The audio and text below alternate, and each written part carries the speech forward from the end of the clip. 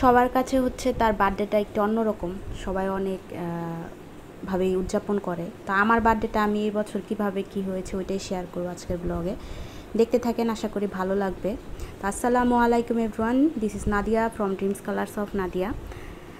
আর আজকে আমি আসলে আমার শ্বশুর বাড়িতে ছিলাম না, ওর বাবা আউট অফ কান্ট্রিতে হওয়ার কারণে এবার বার্থডেটা আসলে সেভাবে আর পালন করা হয়নি। তো আমার বিয়ের পর থেকে সে অনেক সুন্দর করে আমার বার্থডেটা পালন করে। আমি আর সে হয়তো বা অনেক বড় করে না, তারপরেও সে আমাকে গিফট করে এবং হচ্ছে আমার জন্য কিছু না কিছু করে, একটা কেক হলেও এনে দেয়। তো এবছর সে আমার সাথে ছিল না, কারণ সে আউট অফ কান্ট্রিতে ছিল, একটা কাজের কারণে সে আসতে পারেনি। তো আমি বাসায় ছিলাম। পরবর্তীতে ভাইয়া বলল আমাদের বাসায় আয়, তো এখান থেকে আমরা সবাই মিলে মজা করব। আর আমার ভাস্তিরাও বলল।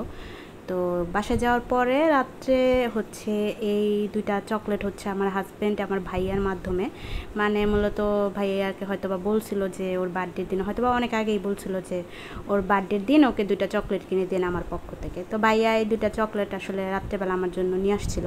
তা আমার জন্য নিয়ে আসলে হবে কি, আমার তো দুইটা বিড়াল ছানা আছে, তো এই বিড়াল ছানাদের তো চকলেট অনেক বেশি পছন্দ, ওদেরকে দেওয়া ছাড়া তো খাওয়া ইম্পসিবল। তো ওরাও চকলেটটা খেলো আমার সাথে।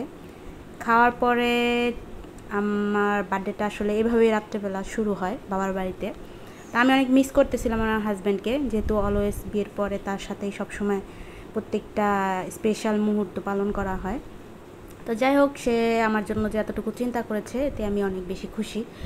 আর সে অনেক বেশি ভালো থাকুক, সুস্থ থাকুক, এইটাই দোয়া করি।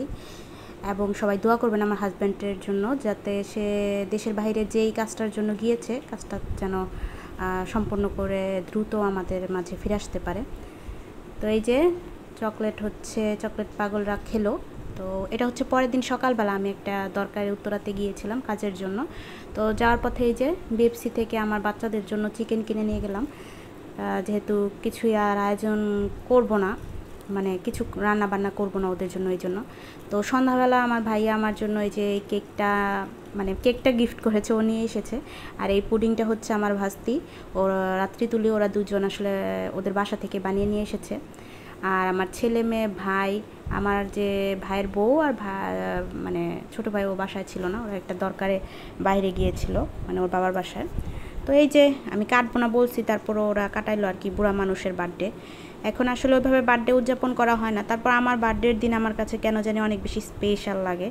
আর আমার যেই প্রিয় মুখগুলো আছে ওরা আসলে উদযাপন করতে পছন্দ করে।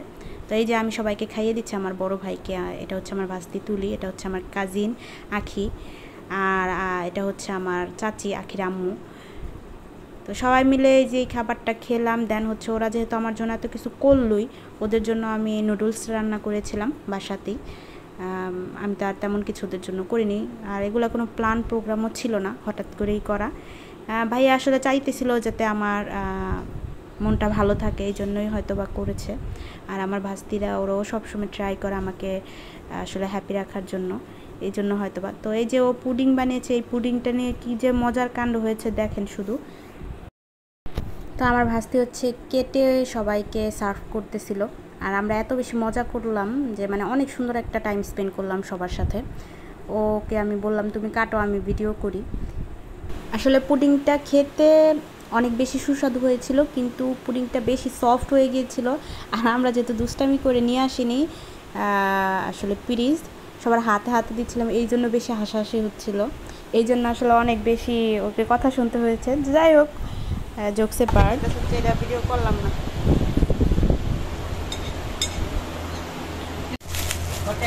একটা আঙ্কেল একটা আন্টি না বুঝলাম না, মগ ঠিক আছে কিন্তু আমার ছবি কো, ও আমার কইলো ছবি দিয়ে মগ দিব, হয়ে গেল ইমোজি মগ।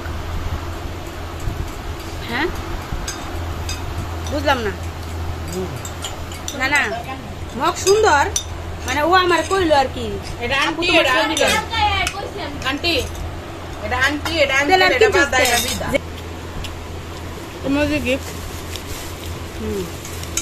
Thank you. এই ছিল ছোট কিছু ক্লিপ আমার বার্থডে। এতক্ষণ সাথে থাকার জন্য ধন্যবাদ। আসসালামু আলাইকুম।